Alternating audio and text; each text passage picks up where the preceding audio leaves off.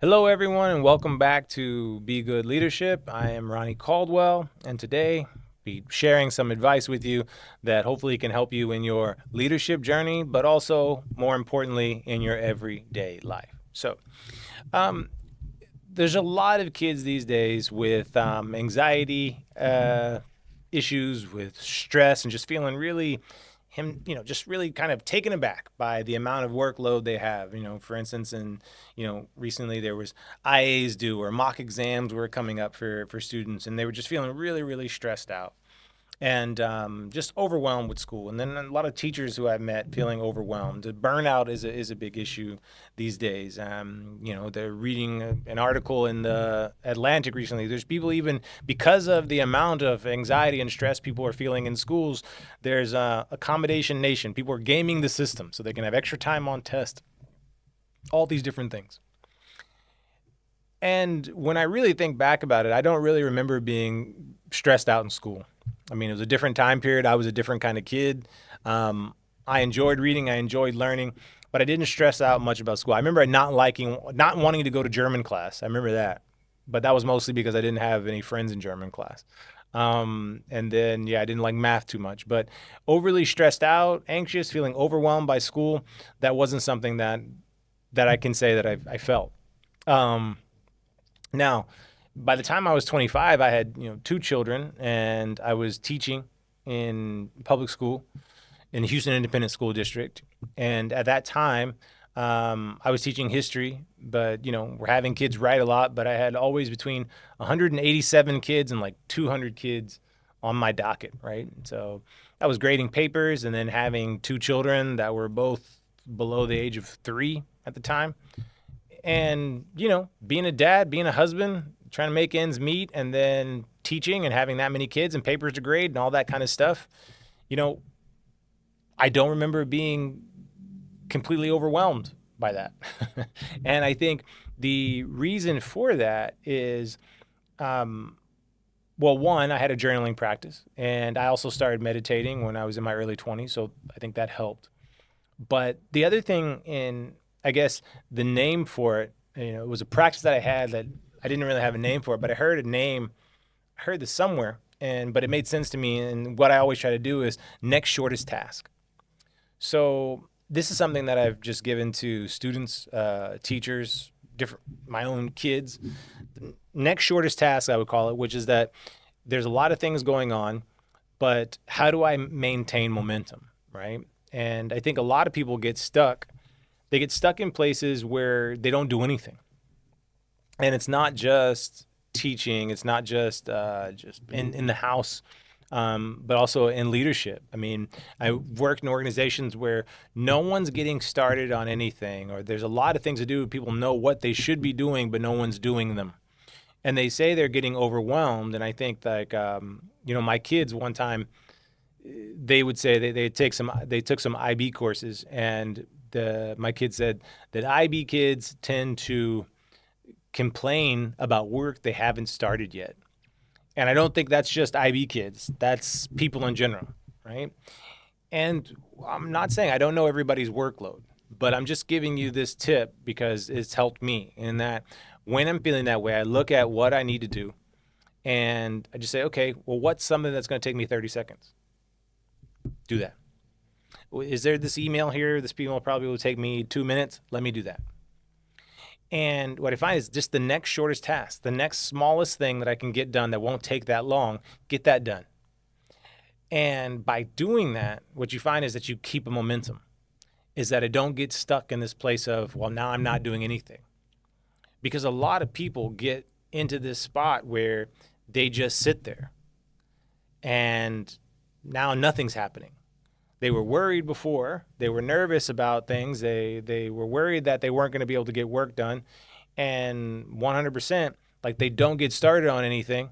So therefore, that ends up exactly being what happens, is that now there's more and more piling up.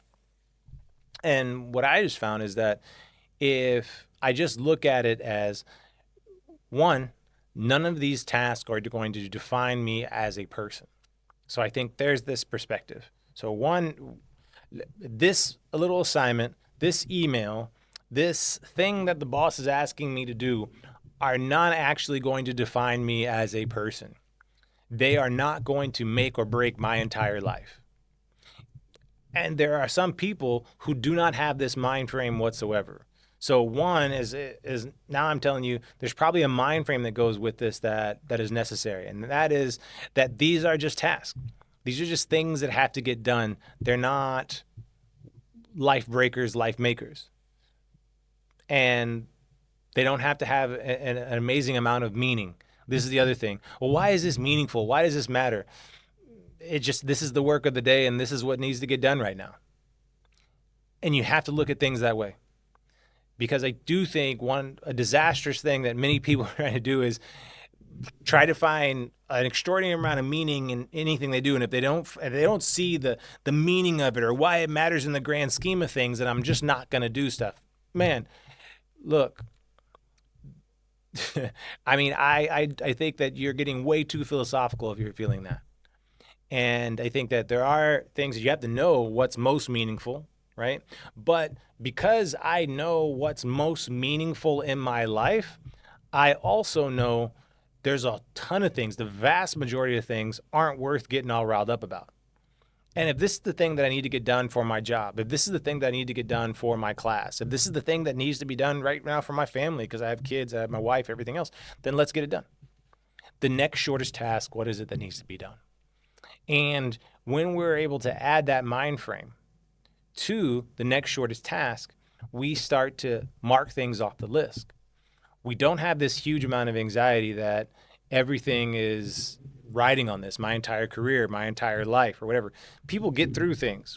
People can go through entire years of making no money, and somehow they're still around, right? There's people who went through some terrible things.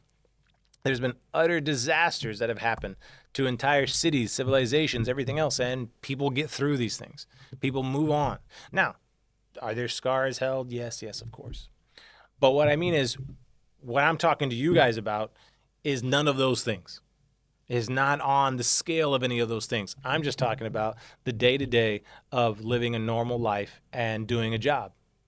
Whether it's job right now is you being in school, or your job right now is being a teacher, or your job right now is working in software, or working as a salesman, or as a leader of a school, or a leader of a business, whatever it happens to be, being a father, whatever. The next shortest task. When things are overwhelming, maybe you take some time to meditate, maybe you take some time to journal, and then it's the work of the day. And the work of the day is, what's the next thing I can just get done? What can I mark off? How can I keep momentum? Because so much of life is in motion. The only thing that we can be certain of is that things are going to change. Things are going to continue to change. Things are going to be in motion. Be in motion with it, right? Be in motion with life, the course of things.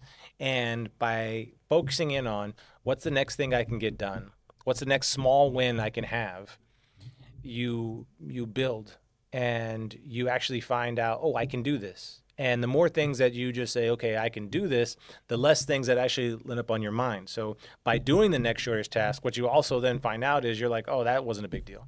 And so then the next time it comes up, it doesn't even register as something that gives you any kind of anxiety, right? Because, oh, I know I can get this done in like 10 minutes. Or, so the next time it comes up, it's not like, oh my God, I have to do that.